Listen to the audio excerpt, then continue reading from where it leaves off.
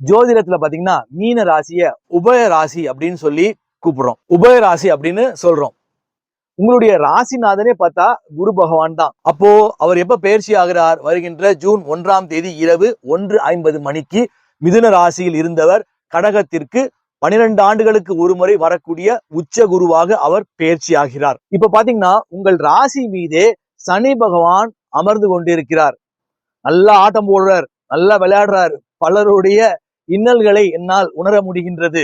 ஏன்னா மீன ராசிக்காரர்கள் பாத்தீங்கன்னா இப்போ ஜென்ம சனி நடந்துட்டு இருக்கு. இந்த ராசிக்காரர்களோட மனோபாவம் எப்படி இருக்குன்னு பாத்தீங்கன்னா இப்போ இந்த காலகட்டங்கள்ல நம்ம எதுக்குப்பா வம்பு அப்படின்னு ஒதுங்கிடுவாங்க, ஓரமா ஒதுங்கிடுவாங்க.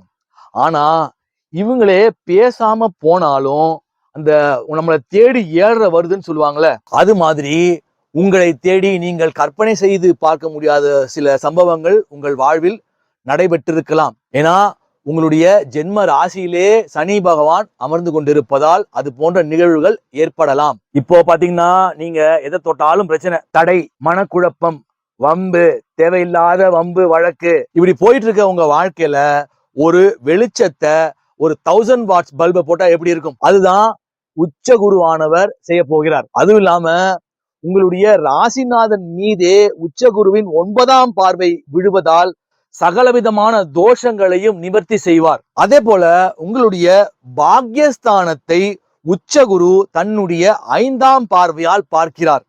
அதனால் உங்களுடைய பாக்யஸ்தானம் வலுப்பெற்று தந்தை வழியில் அனுகூலங்கள் ஏற்படும். சிலருக்கு தந்தை மூலமாக சொத்துக்கள் கூட கிடைக்கலாம், அல்லது தந்தையுடன் நல்லுறவு ஏற்படலாம். ஏதோ தந்தை வழியில் அனுகூலங்கள் ஏற்படும். உங்களுடைய ராசிக்கு பாத்தீங்கன்னா 5ஆம் பாவத்தில் போய் குரு அமர்வதால் புத்திர தடைகள் விலகி புத்திர பாக்கியம் இதுவரை கிட்டாதவர்களுக்கு கிட்டும். அதே போல பாத்தீங்கன்னா 5ஆம் பாவத்தை நம்ம மனோபாவம்னு சொல்லுவோம். ஒரு குழப்பமான மனநிலை, ஒரு ஸ்ட்ரெஸ்டா இருந்திருப்பீங்க, மன உளைச்சலா இருந்திருப்பீங்க.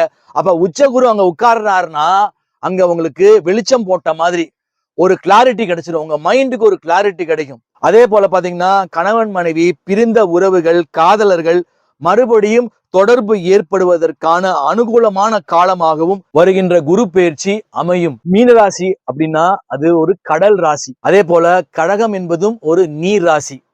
ஒரு நீர் ராசி கடகத்திலிருந்து நீர் ராசியான மீன ராசியை பார்க்கிறார். அதனால மீன ராசி அன்பர்கள் கடல் ஸ்தலமான ராமேஸ்வரம் அல்லது திருச்செந்தூர் சென்று அங்கு கடலில் நீராடுவது உங்கள் வாழ்வில் மேலும் சிறப்பை ஏற்படுத்தும்.